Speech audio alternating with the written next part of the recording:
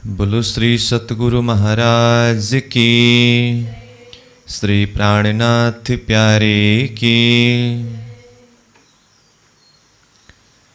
हर जाते कई वृक्ष है, रंग रस निर्मल नेक, स्वाद अलेखे अपार है, पर असल बन रस एक, पर असल बन रस एक।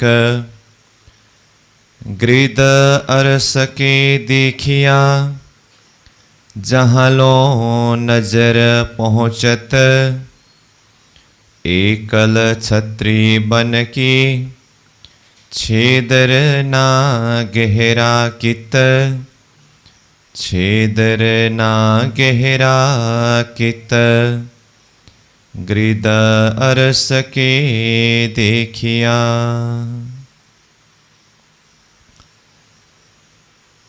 अक्षरातीत धामधनी श्रीराज जी की असीम अनुकंपा के द्वारा तारतम सागर दिव्य वाणी अंतर्गत परिक्रमा ग्रंथ के ऊपर हम चिंतन करते आ रहे हैं। तो परिक्रमा ग्रंथ में अब तक हमने 32वां प्रकरण का ये 22वीं चौपाई तक के भाव को चिंतन किया। अभी के इस सत्र में ये 32वां प्रकरण का 23 नंबर चौपाई से विषय प्रसंग को प्रारंभ करने जा रहे हैं।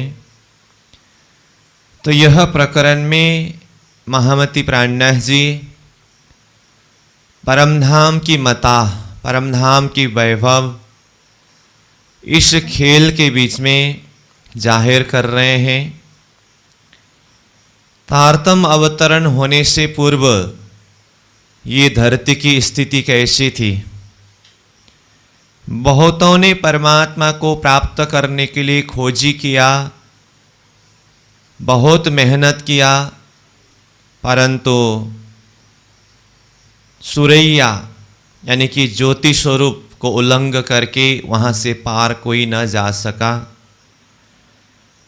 वहाँ से भी अगर आगे बढ़ गया हो तो भी शून्य निराकार निरंजन महाशून्य समष्टि हद की भूमि से परे कोई न जा सका।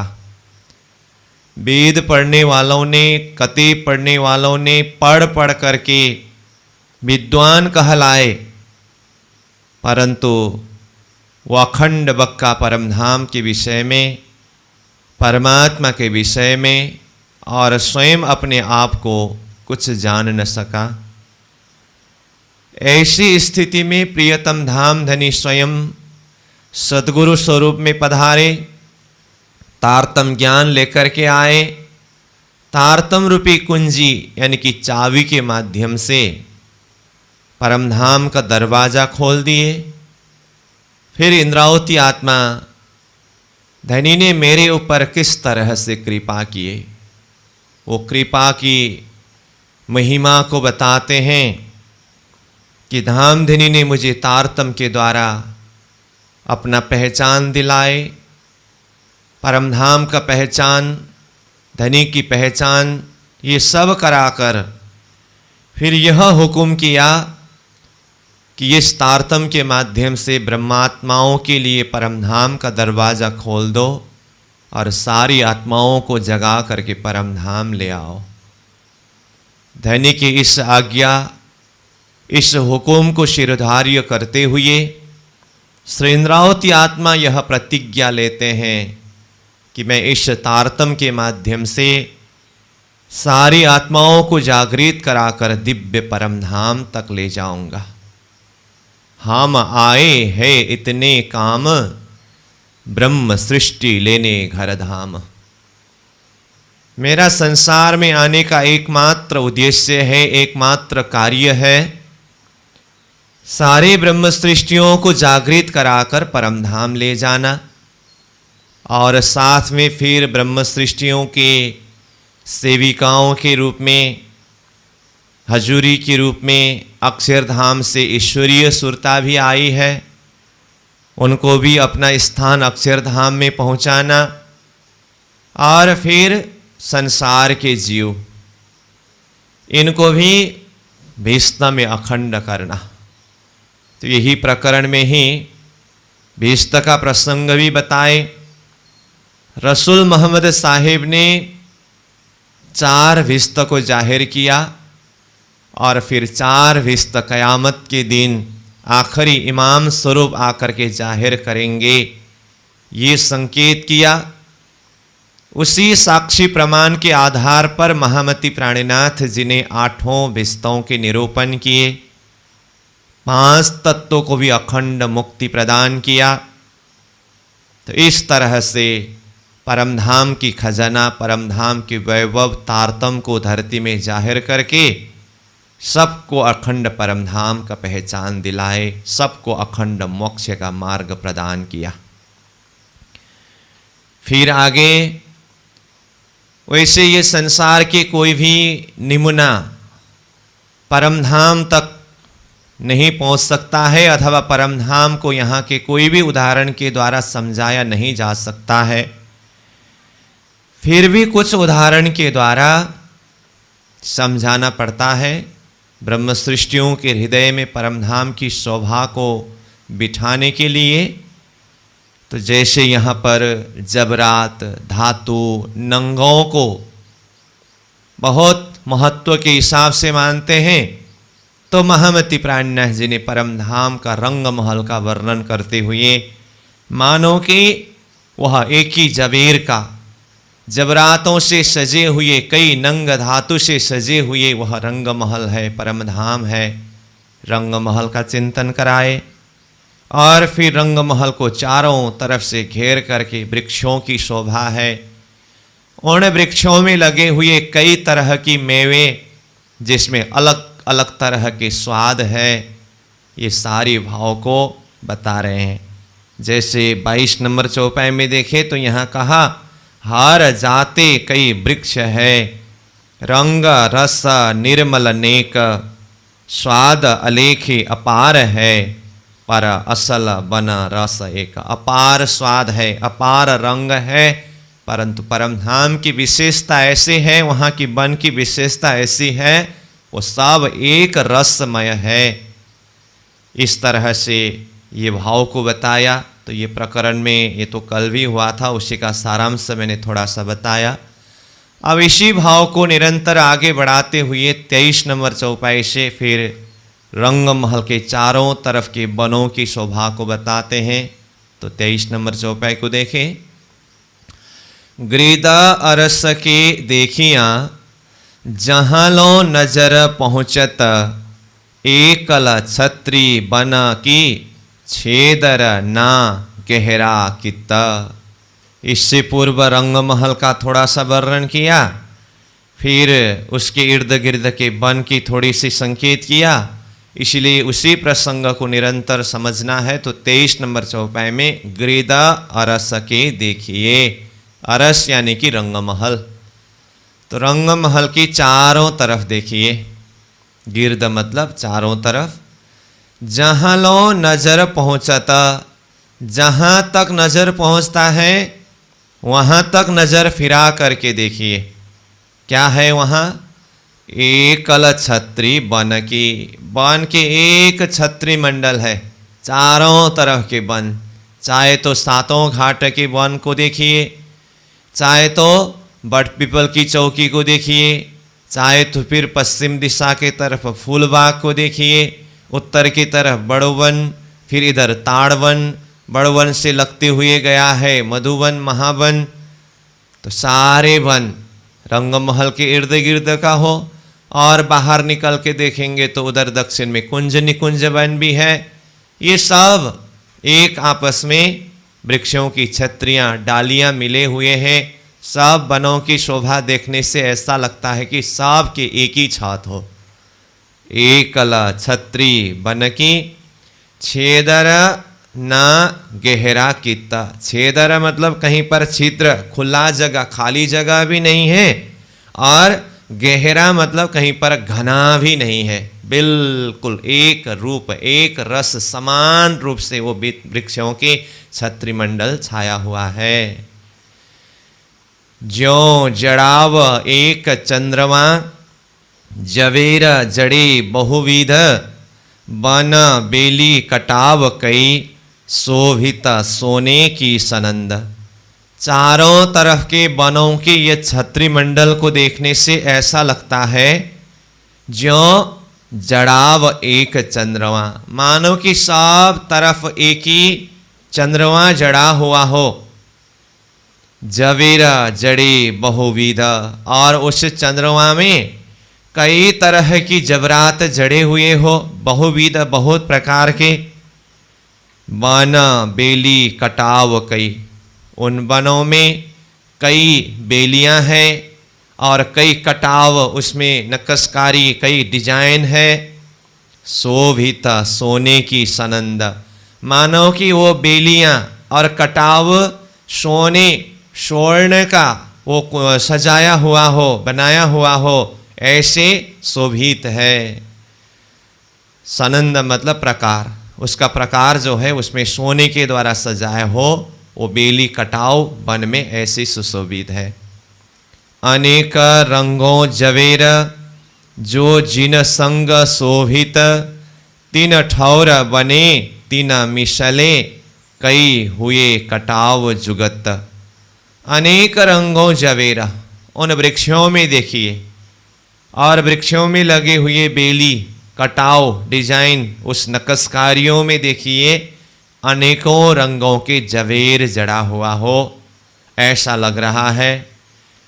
जो जिन संग शोभित, जहाँ पर जो शोभायमान है, जिसके साथ में जिसकी शोभा दिखाई देता है, उसी तरह से शोभायुक्त होकर के अलग अलग प्रकार की जबरात जड़े हुए हो। तीन ठौर बने तीन मिशले, वहाँ पर उसी प्रकार के बनक शोभा बने हुए हो, वहाँ पर उसी प्रकार के मतलब क्या, जहाँ जिसकी शोभा सुंदर लगता हो, सुशोभित होता हो, वहाँ वही शोभा बना हुआ है।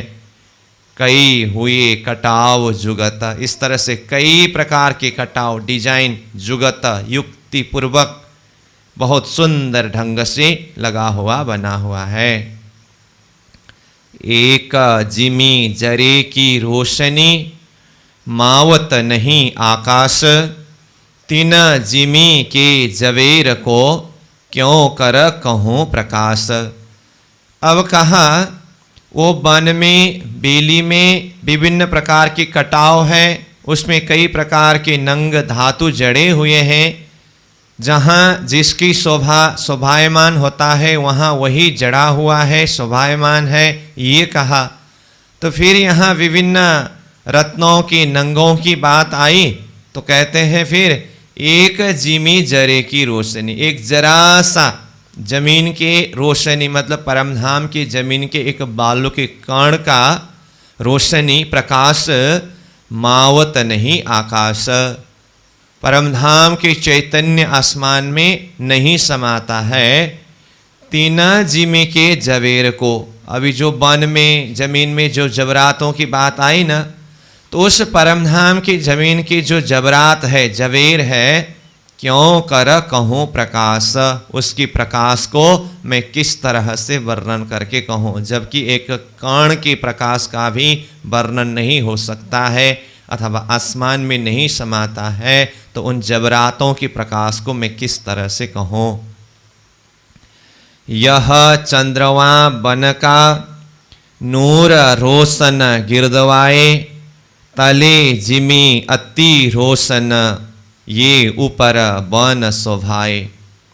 यह चंद्रमा बन का, ऊपरी कहा ना, रंगमहल के चारों तरफ के सारे वन मानों के एक छत्री मंडल हो रखा है और सब में एक ही चंद्रमा लगा हुआ हो, ऐसा प्रतीत होता है।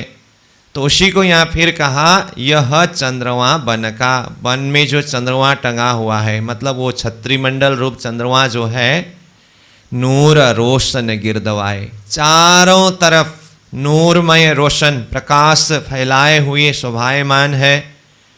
तले जिमी अति रोशन, अब ऊपर वृक्ष के छत्री मंडल में बना हुआ चंद्रमा की शोभा, उनकी रोशनी तो है ही, उसके तले जमीन में अत्यंत रोशनाई है, प्रकाश है।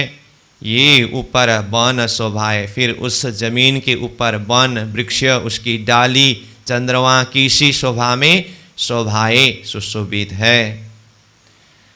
जरे जरा सब नूर में, छज्जे दीवाल सब नूर, जिमी बन बीच आकाश में, मावत नहीं जहूर।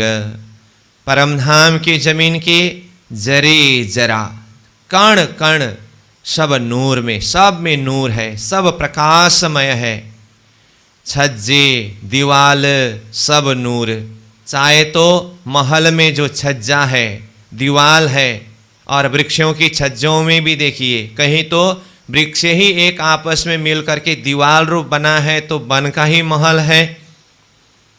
तो चाहे जबरातों की महल हो, चाहे बनों की महल हो, सब में देखिए सब नूर, सब नूरमय है, प्रकाशमय है।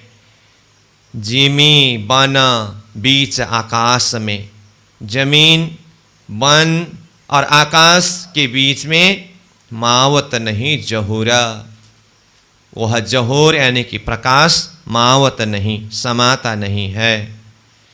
शोभा जानवर अरस के, ताके एक बाल की रोशन, मावत नहीं आकाश में, जुआ क्या करे सिफत इन।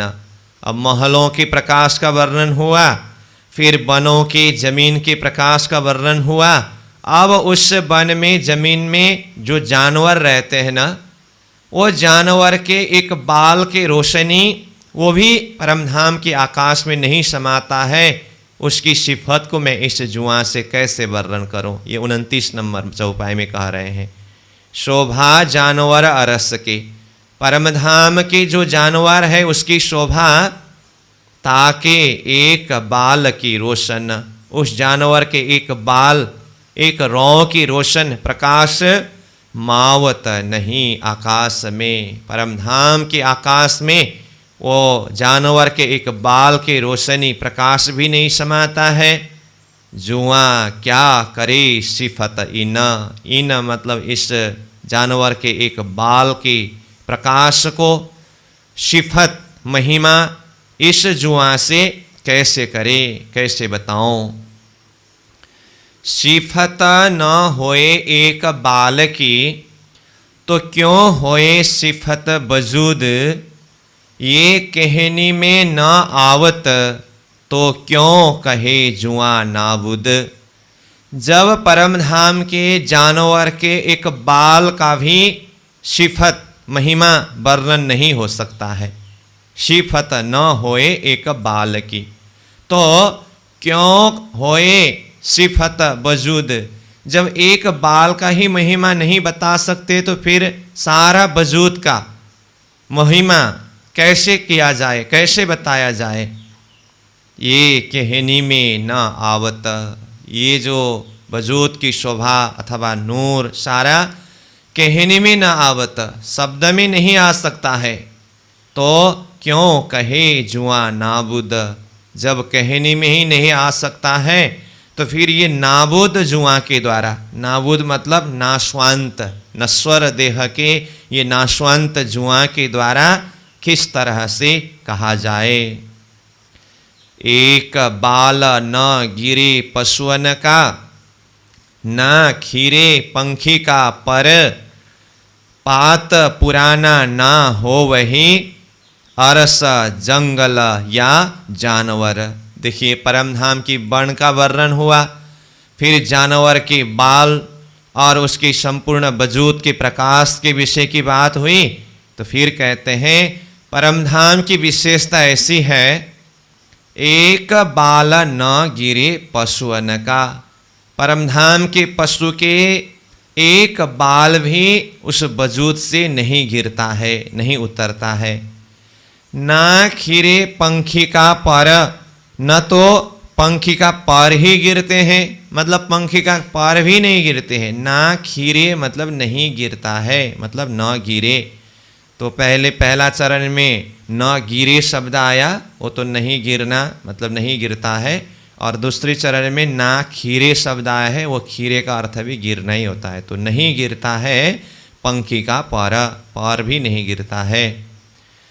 पात पुराना ना हो वही, और परमधाम के वन में वृक्ष में जो पात है ना, वो कभी भी पुराना नहीं होता है। तो पुराना नहीं होता है तो वो भी कभी नहीं गिरता है।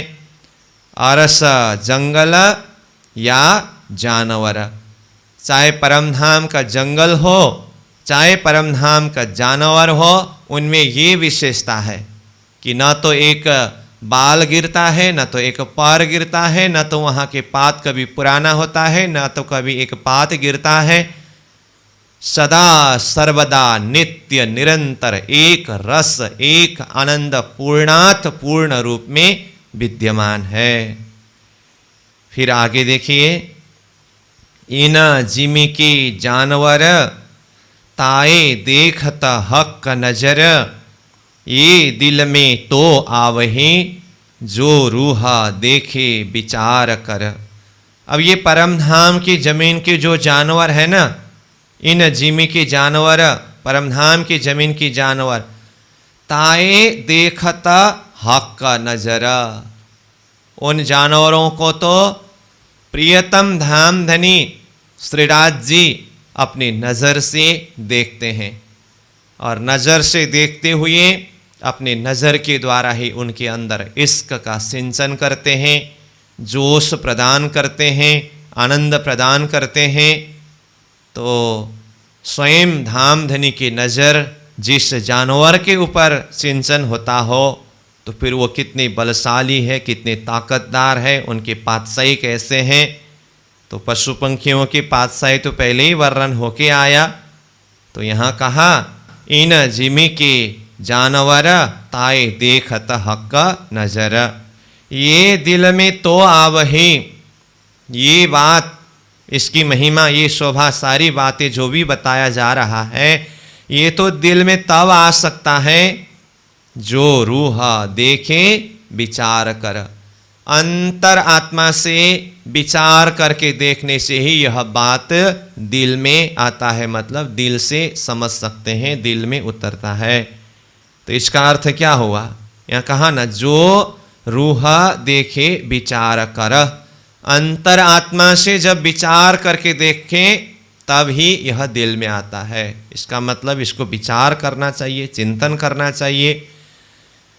पार ना खुबी खुशबोए को, पार ना पशु पंखियन, मीठी वाणी अति बोलत, अंग शोभित चित्रामन।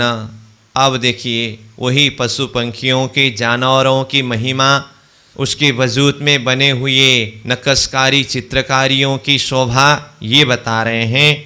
पार ना खूबी खुशबोए को, उनकी खूबी, शोभा और खुशबोए, सुगंध, उसका कोई पारवार नहीं है।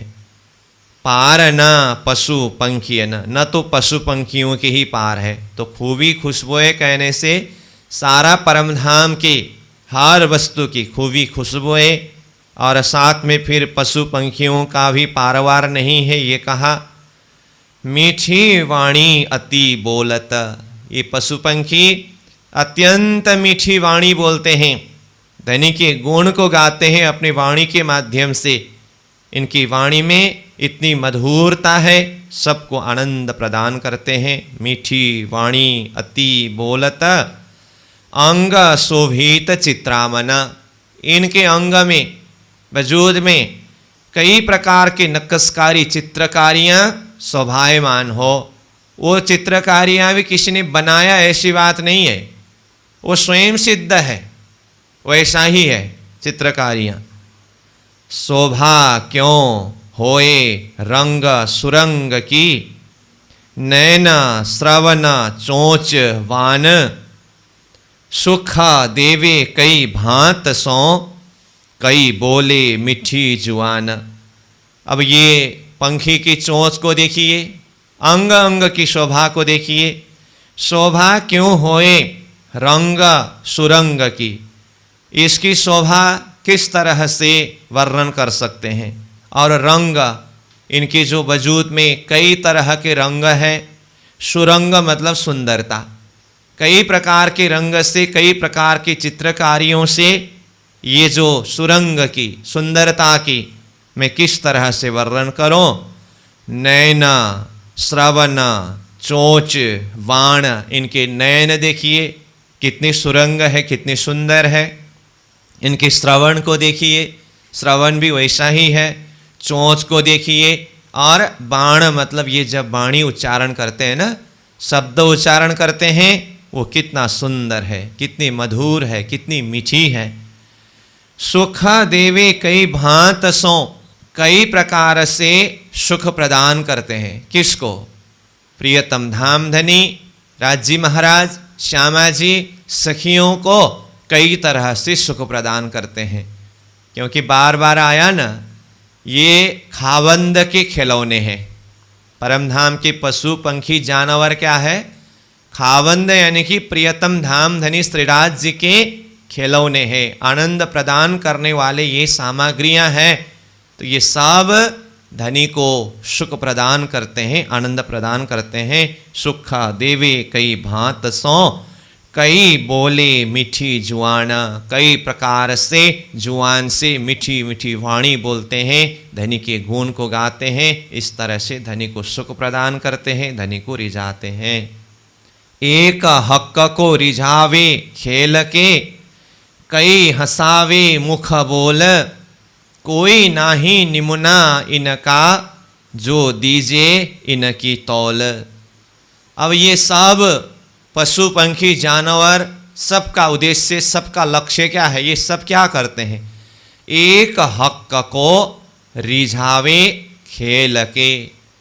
एक हक, एक परमात्मा धामधनी श्रीराज जी को रिझाते हैं, प्रसन्न बनाते हैं। कैसे? खेल के, खेल करके मतलब कई तरह के लीला क्रीड़ा करके, अपनी कला को प्रस्तुत करके धनी को रिझाते हैं। कई हंसावे मुख बोल, कई बार तो मुख से बोल करके, मुख से कई तरह के वाणी उच्चारण करके कई तरह से हंसावे। किसको हंसाते हैं? प्रियतम धाम धनी को हंसाते हैं। अब ये पशु पंखी ऐसे ऐसे वाणी उच्चारण करते हैं मुख से कि धामधनी स्वयं भी उनकी वाणी को सुन करके हंसते हैं। कई हंसावे मुख बोल, कोई नाही निमुना इनका। अब इसको समझाने के लिए कोई उदाहरण के द्वारा बताओ, तो इसके लिए कोई निमुना यानी कि उदाहरण तो है ही नहीं। किस उदाहरण के द्वारा समझाऊं मैं इसको? जो दीजे इनकी तौल। इनकी तौल मतलब ये पशु पंखी कई तरह के वाणी बोल करके धनी को रिझाते हैं, धनी को हंसाते हैं, कई तरह के खेल करके धनी को रिझाते हैं।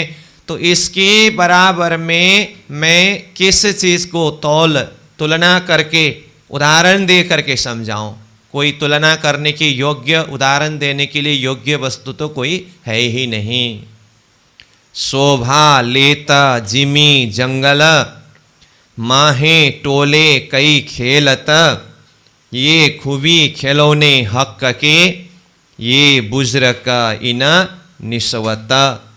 शोभा लेत जिमी जंगल, ये पशु पंखी सब जमीन में, जंगल में शोभा लिए हुए बैठे हैं। पहले ही कहा ना, परम धाम के कोई भी जमीन खाली नहीं है। वन में, जमीन में सब तरफ पशु पंखी अपनी अपनी शहर पूर बस्ती बना करके बसे हुए हैं। तो शोभा लेता जिमी जंगल, माहे टोले कई खेलता। उस जंगल में और जमीन में कई टोले, पशु पंखियों की अपनी अपनी टोली है, अपनी अपनी जमात है, तो कई तरह से खेलते हैं। ये खूबी खिलौने हक के। देखिए तो फिर से कहा, ये पशु पंखी जो है ना, इनकी जो भी शोभा है, ये सब क्या है? खिलौने हक का प्रियतम धाम धनी श्री राज्य के खिलौने हैं ये सब। ये बुजुर्ग इन निश्वत, इनकी निश्वत शनमंद बुजुर्ग अत्यंत श्रेष्ठ है। ये स्वयं भी श्रेष्ठ है और धामधनी के साथ में इनकी निश्वत है ना, सनमंद है ना, ये भी अत्यंत श्रेष्ठ है, महिमा युक्त है। अब ये पशु पंखी आदि धनी के गुण किस तरह से गाते हैं? कई बार बीच में हमने ये चौपाई को जोड़ दिया, ये चौपाई के द्वारा चिंतन किया, तो ये चौपाई सामने में आ रहा है। देखिए, कई पियो पियो कर पुकार ही, कई करे खसम खसम, कई धनी धनी मुख बोल ही, कई कहे भी तुम। धामधनी के गुण गाते हैं ये सब। कैसे? कई पियो पियो कर पुकार ही, कोई तो पियो पियो कह करके धनी को पुकारते हैं। कई करे खसम खसम, कई फिर धनी को खसम खसम करके इस तरह से पुकारते हैं। कई धनी धनी मुख बोल ही, कोई तो फिर धनी धनी कहते हुए मुख से वाणी उच्चारण करते हैं। कई कहे भी तुम, कोई तो कहते हैं आप ही हमारे सर्वस्व हो, आप ही हमारे स्वामी हो। इस तरह से धनी के गुण को गाते हैं। इन विधक मैं केती कहूँ, बोले जुआ अनेक, पर सबों यही जिक्र, कहे तुम वाहिदत एक। तो इस तरह से पर सब यही जिक्र, सब एक धामधनी प्रियतम श्री राज्य की जिक्री करते हैं, अर्जी करते हैं, प्रार्थना करते हैं। कहे तुम वाहिदत एक, और सब यही धामधनी को कहते हैं कि आप ही वाहिदत का एक हमारे स्वामी हो, खसम हो। तो इस तरह से धनी के गुण को गाते हैं।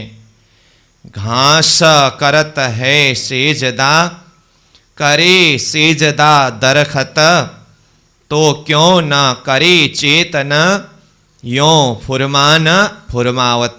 देखिए, तो परम धाम में सखियाँ अथवा पशु पंखी ये सब तो धनी का दर्शन करते हैं, सेजदा करते हैं।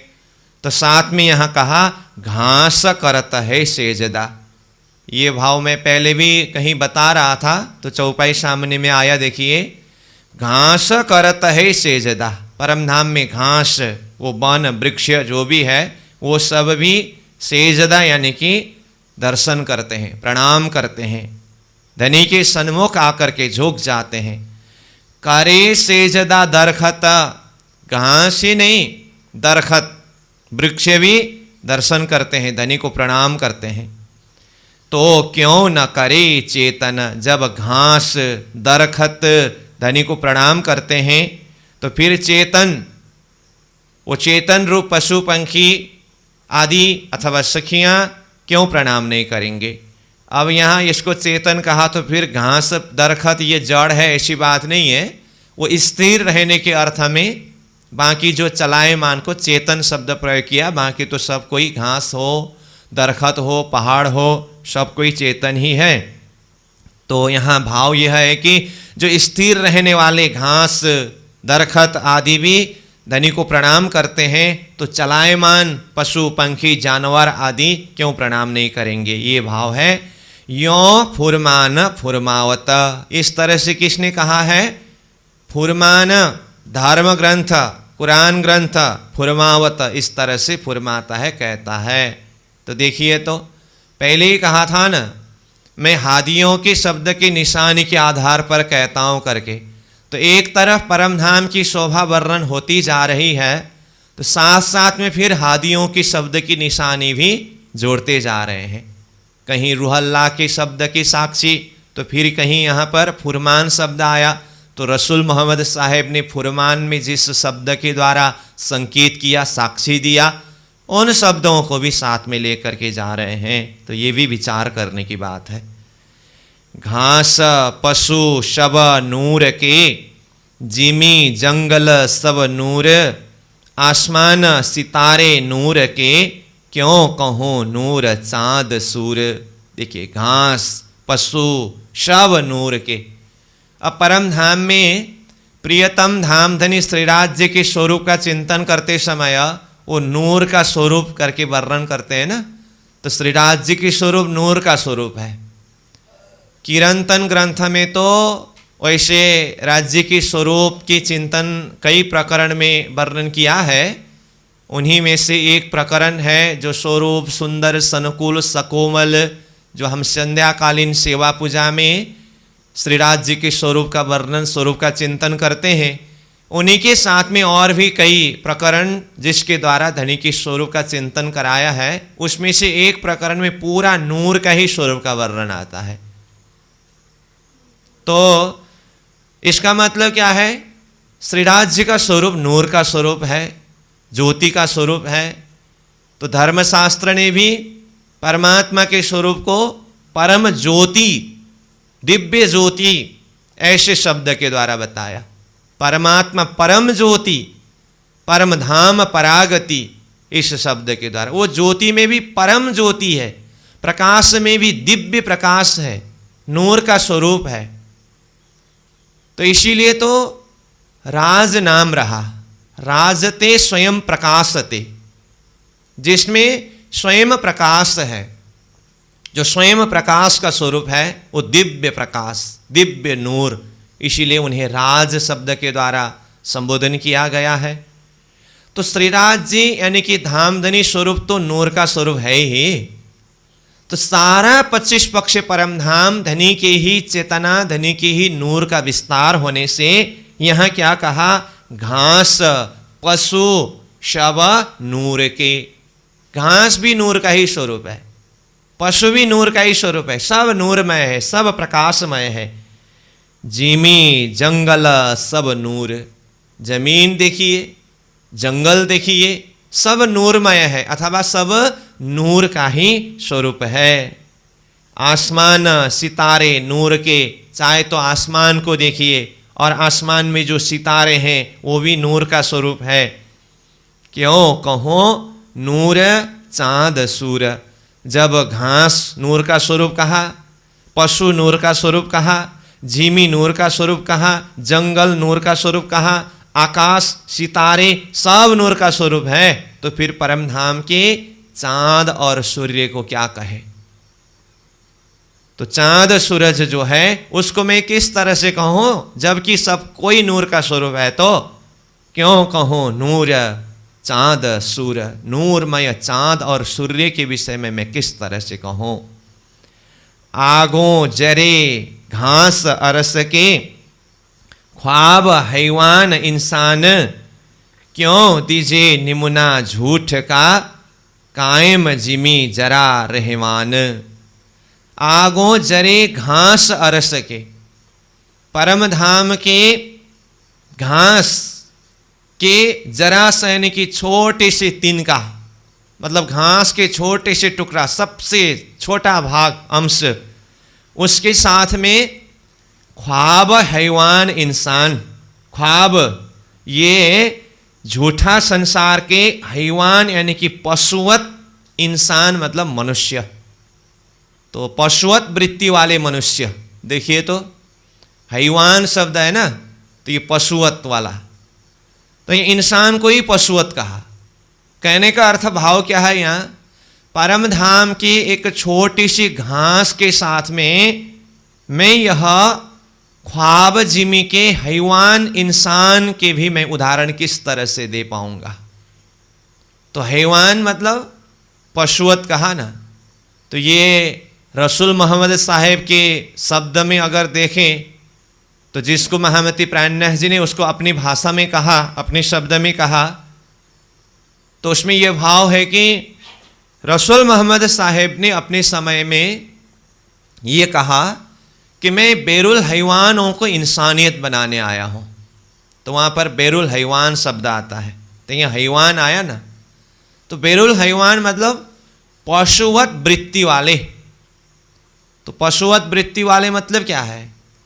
जो अपने आप को नहीं जानता हो, अपने मालिक को नहीं जानता हो, अपने कर्तव्य क्या है, अपना स्वधर्म क्या है, इसको नहीं जानता हो, आहार निद्रा भयमैथुनंच सावण्यवेत्वत् पशुभिर नराणाम धर्मो ही तेषम अधिको विशेष धर्मेण हीन पशुभि समान। ये कहा ना, पशुवृत्ति क्या है? आहार, निद्रा, भय, मैथुनंच। आहार मतलब भोजन करना, निद्रा मतलब सोना, भय डर पैदा होना, मैथुनंच संतान विस्तार करना, सृष्टि विस्तार करना। ये तो साधारण पशुवत योनि के द्वारा भी हो रहा है। तो मनुष्यता का अलग पहचान क्या है? मनुष्य जीवन का महत्व क्या है? कहा धर्मो ही तेषाम अधिको विशेष। मनुष्य जीवन का विशेषता ही धर्म में है। धर्मेण हीन पशु भी समान। जीवन में अगर धर्महीन हो, स्वधर्म का पालन न कर सके, तो फिर पशु भी समान, पशुवत ही है, पशु के समान ही है। शास्त्रकार ने, नीतिकार ने तो पशु भी समान कहा, परंतु इसको वास्तव में चिंतन करके देखे तो ये पशु से भी नीच है, क्योंकि वो तो पशु होने से पशु हो रहा है, लेकिन मनुष्य होकर के भी पशुवत वृत्ति होना पशु से नीच नहीं हुआ। तो ये प्रसंग मैं यहाँ इसीलिए जोड़ रहा हूँ कि बेरुल हैवान, पशुवत वृत्ति वाला, धर्म बिना के जीवन, अध्यात्म बिना का जीवन। तो ऐसे लोगों को मैं इंसानियत बनाने आया हूँ, मानवता का शिक्षा देने आया हूँ। तो शुरू में तो जो अपने आप को मनुष्य रूप में ही नहीं जानता हो, नहीं पहचानता हो, फिर वो एक ही बार अपने आप को आत्मा रूप में कैसे पहचानेगा? तो इसलिए पहले मैं मनुष्य हूँ ये तो बोध कराना पड़ेगा। इसलिए पहले आप पहचानो रे साधु, पहले आप पहचानो। किरंतन ग्रंथ का ये चौपाई है ना, इसका भी अर्थ करते समय अलग अलग दर्जा से अर्थ होता है ना। पशुवत वृत्ति वाले को पहले मनुष्यता के रूप में लाना, ये भी पहचान है। फिर उसके बाद मनुष्य देह रूप में जो अपने आप को मानता हो, उसे अंदर चेतन शक्ति, एक आत्मा शक्ति है करके वो चेतन तत्व का बोध कराना, ये भी पहले आप पहचानो है। फिर चेतन चेतन में भी एक नाशवांत चेतन है, जैसे जादू वाला की कबूतर, और एक अविनाशी चेतन है, दिव्य धाम से आया हुआ सुरता। उसमें से अपने आप को पहचानो। मैं जादू वाला का कबूतर रूप नाशवांत चेतना हो, या दिव्य परम धाम के शाश्वत चेतन जो खेल देखने के लिए सुरता रूप में आए हो, तो ये अपने आप को पहचान करो। कहने का अर्थ अलग अलग दर्जा से ये सारी भाव चिंतन किया जाता है। तो ये प्रसंग जोड़ने का मेरा आशय है। यहाँ बेरुल हैवान यानी कि हैवान शब्द आया तो पशुवत वृत्ति वाला मनुष्य, हैवान शब्द भी आया और साथ में इंसान शब्द भी आया ना। तो इंसान हैवान कैसे है? तो ये, और इसी में थोड़ी सी प्रसंग और जोड़ दूँ। रसूल मोहम्मद साहिब ने क़यामत का दिन निश्चित करते हुए निशानी यानी कि संकेत क्या जाहिर किया? जो लालदास जी महाराज ने बीतक में क़यामत का 7 निशान जाहिर करके कहा ना, तो 7 प्रकार के निशान बताए। उसमें से एक ये बताया कि ऐसे एक जानवर जाहिर होगा जो देखने में तो मनुष्य जैसा लगेगा, परंतु वो पशु ही है। तो उसका रूप, रंग, शकल कैसा होगा? तो कहा शेर छाती, पीठ गिद्दड़, मुर्गा गर्दन, हाथी कान, शीर सींग तीखे, आंखें सुअर, ये कह्या आदमी मुंह बिना ईमान। यहाँ क्या आया शब्द? आदमी मुंह। मुंह यानी कि चेहरा को देखने से आदमी जैसा लगता है, परंतु अन्य अंग देखते समय क्या क्या कहा? शेर छाती, जिसका छाती शेर का जैसा हो। निर्दयी हृदय, वो मनुष्य का ही है। प्राणनाथ जी ने ये अर्थ जाहिर किया। पीठ गिद्दड़, गिद्दड़ का जैसा पीठ, ये धर्म का बोझ जो उठा न सके, ऐसी पीठ वाले। मुर्गा गर्दन, मुर्गा का जैसा गर्दन, कहीं झुक नहीं सकता हो, अभिमान का सिर ऊंचा करके चलता हो, ये मनुष्य के अंदर ही है। शीर सींग तीखे, तीखे तीखे सींग, सामान्य वालों को ऐसे चोट पहुंचाने वाले वचन बाण प्रहार करता है, ऐसे तीखे तीखे सींग वाले। और फिर कहा आंखें सुअर, सुअर का जैसा आंख, वो कभी भी नकारात्मक चीज़ ही देखता है, बुरा चीज़ ही देखता है, अच्छा चीज़ कभी देखता ही नहीं है। ये नकारात्मक विचार वाले मनुष्य, आंखें सूअर का जैसा, हाथी कान, देखने में तो कान बहुत बड़ा बड़ा है लेकिन सुनता कुछ नहीं है। आत्मा परमात्मा के विषय में कुछ सुनना है ही नहीं। धनी ने धन तो बहुत दिया पर लिया नहीं, हरामखोर। ऐसे कान, हाथी के जैसे कान है, ऐसे अंग वाले, देखने में मनुष्य ही है, ये कहा मुंह आदमी पर बिना ईमान, ईमान बिना के ये पशु है। तो यहाँ पर भी एक पशुवत वृत्ति वाले इंसान का जाहिर करके कहा है। तो इसीलिए यहाँ जो शब्द आए हैं ख्वाब हैवान इंसान, झूठी जमीन के बीच के पशुवत मनुष्य का उदाहरण दे करके मैं परम धाम के छोटी सी एक घास को भी समझा नहीं सकता। तो ये भाव को यहाँ पर बताए। आगों जरे घास अरस के ख्वाब हैवान इंसान। क्यों दीजिए निमुना झूठ का? ऐसा क्यों? क्योंकि वो परम धाम की जितने भी सूक्ष्म घास हो, चाहे बालू का कण हो, वो सत्य है। और यहाँ झूठा जगत के इंसान भी कहलाए, परंतु ये क्या है? झूठा ही है।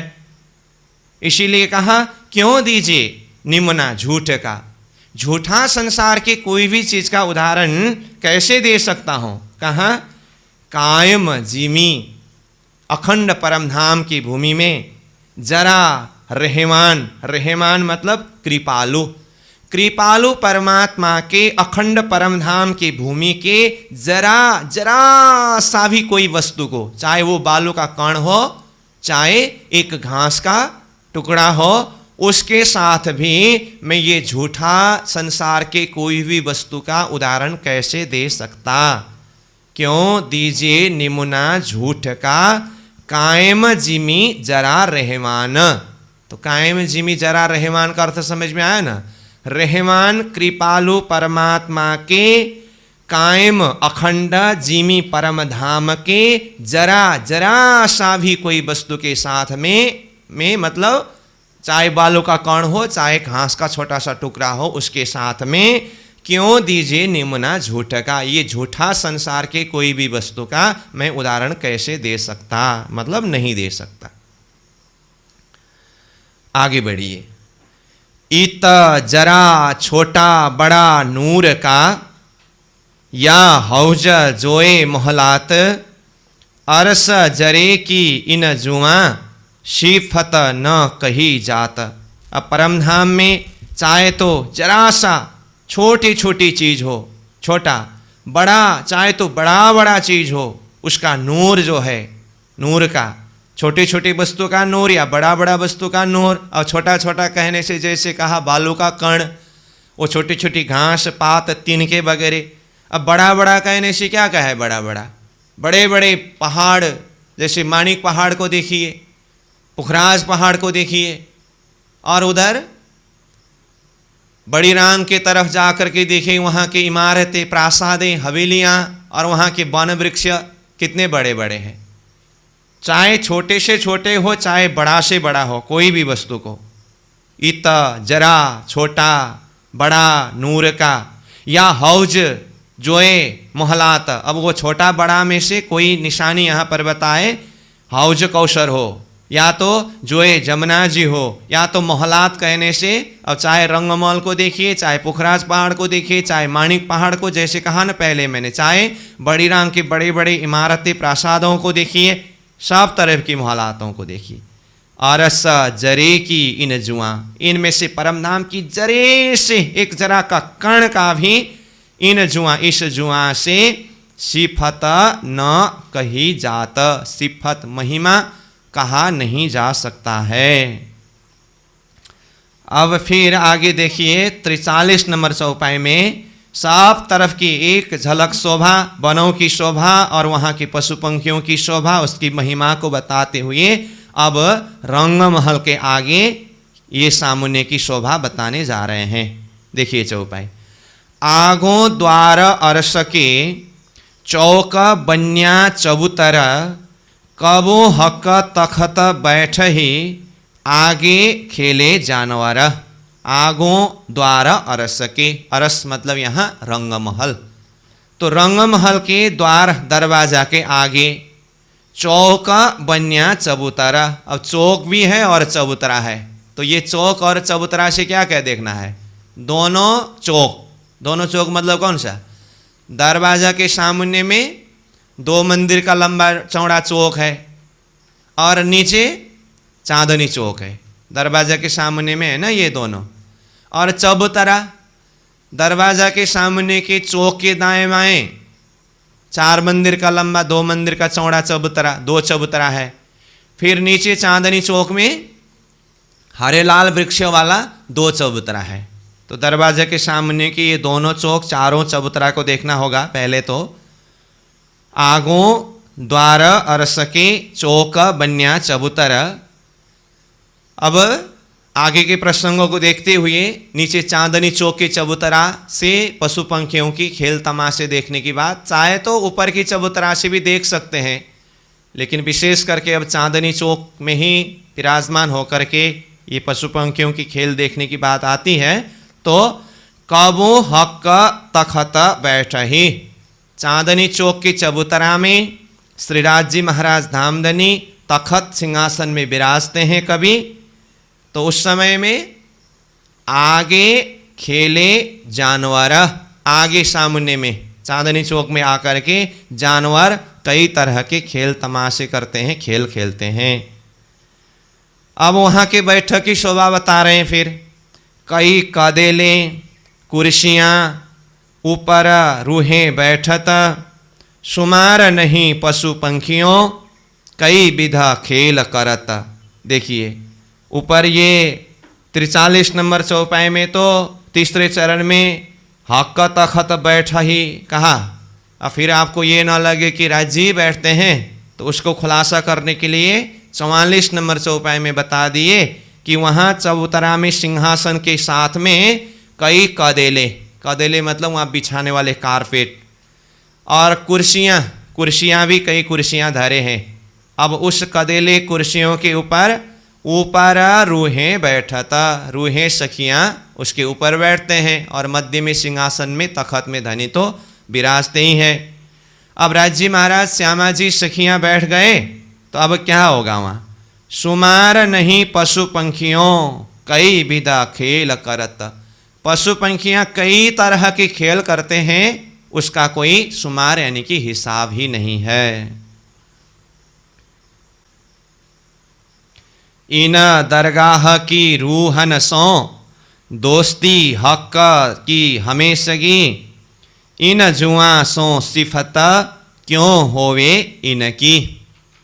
इन दरगाह की रूहन सो, ये दरगाह, दरगाह मतलब अखंड दरबार, दिव्य परमधाम की रूहन सो, वहाँ के आत्माओं के साथ में दोस्ती हक की हमेशगी। देखिए हक श्रीराज जी महाराज की हमेशा दोस्ती है इन सखियों के साथ में। देखिए धामधनी आत्माओं की प्रियतम है, स्वामी है, खसम है, मालिक है, परंतु धामधनी श्रीराज जी महाराज सखियों के साथ में ये दोस्ती भाव रखते हैं। देखिए इसीलिए शब्द क्या कहा, इन दरगाह की रूहन सो दोस्ती हक की हमेशगी, हक की हमेशा दोस्ती भाव है। ये दोस्त भाव में क्या होता है, मतलब कोई भी भाव खोल करके जाहिर कर सकते हैं। तो ये स्वामी सेवक भाव में भी कई मर्यादाएं होती है। अब परम धाम में वैसे मर्यादा की बात करें तो फिर थोड़ा अटपटा सा लगता है, होते हुए भी परम धाम की अपनी ही प्रेममय मर्यादा तो होती है। अब मर्यादा नहीं है करके फिर परम धाम में सब अद्वैत तो है, क्या मर्यादा पालन करना है, ऐसा करके थोड़ी ना सखियाँ राज जी के सिंहासन में जा कर के बैठते हैं, तो ऐसा तो नहीं है ना। तो इसीलिए वो प्रेममय मर्यादा अपने ही प्रकार के होते हैं, होते हुए भी ये दोस्त भाव जो है ना, ये दोस्त भाव में थोड़ा और नज़दीकी भाव बनता है। इसीलिए धनी ने अपने आत्माओं को हमेशा की ये दोस्ती, ये भाव में रखा है। इन जुआ सो सिफत, इसकी सिफत महिमा को मैं इस जुआ से किस तरह से वर्णन करूं, क्यों होवे इनकी, इसकी मतलब इसकी महिमा। हक अपनी रूहों के साथ में हमेशा दोस्त भाव रखते हैं, अथवा कई तरह के सुख प्रदान करते हैं, अथवा ये पशु पंखी जो खेल तमाशे करके आनंद देते हैं, ये प्रसंग भी चल रहा है, ये सबको कहा क्यों होवे इनकी, इसकी सिफत इस जुआ के द्वारा कैसे हो सकता है। अब ये हक की दोस्ती शब्द आया ना, अब आगे चौपाई में ही आएगा, लेकिन कीर्तन वाणी में भी कई शब्द आया है आत्माओं के लिए, औलिया लिल्ला, औलिए अंबिये, ऐसे शब्द आता है। तो इसका अर्थ क्या है, खुदा के साथ में बात करने वाले, खुदा के दोस्त, ऐसे ऐसे अर्थ में ये सारे शब्द आता है। मतलब कुरान ग्रंथ में भी ऐसे शब्द है, औलिया लिल्ला दोस्त कुतुब, औलिया लिल्ला दोस्त खुदाए, औलिए अंबिये, ऐसे ऐसे शब्द आता है कुरान की बात कही। और इधर वेद शास्त्र के शब्द के हिसाब से देखें तो उसमें भी कई प्रमाण है।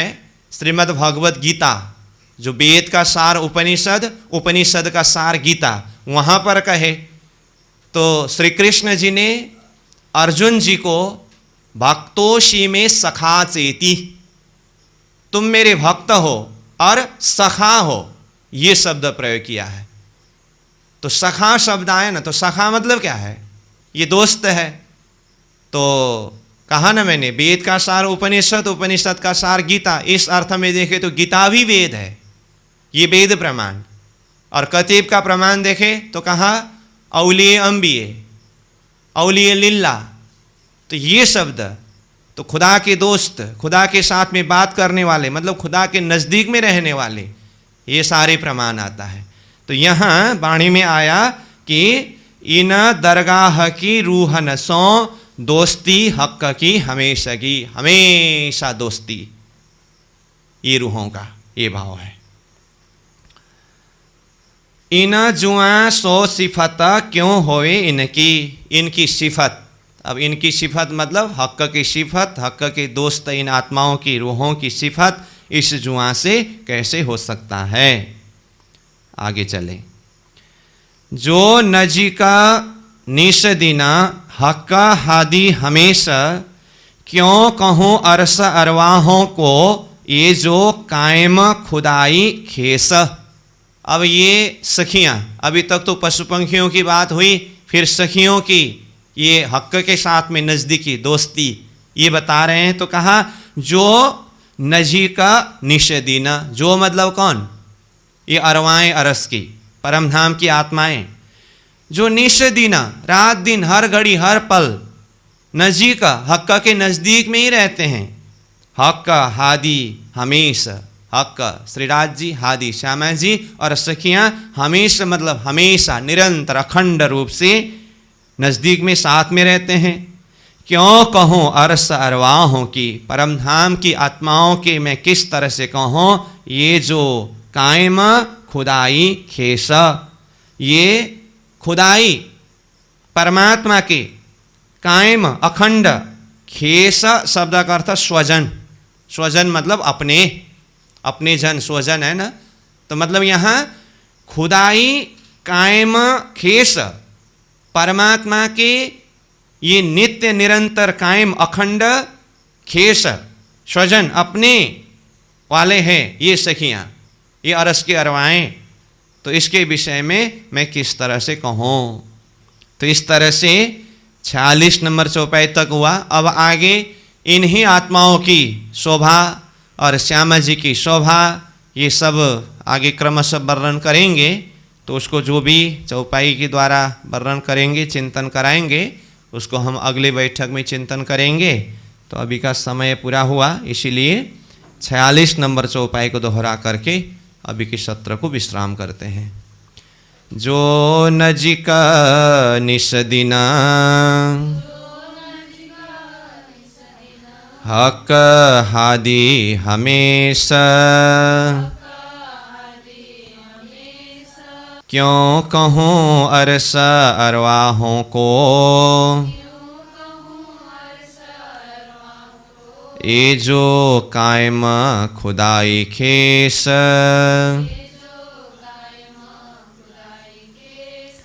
ए जो कायम खुदाई खेस। बोलो श्री प्राणनाथ प्यारे की प्रणाम।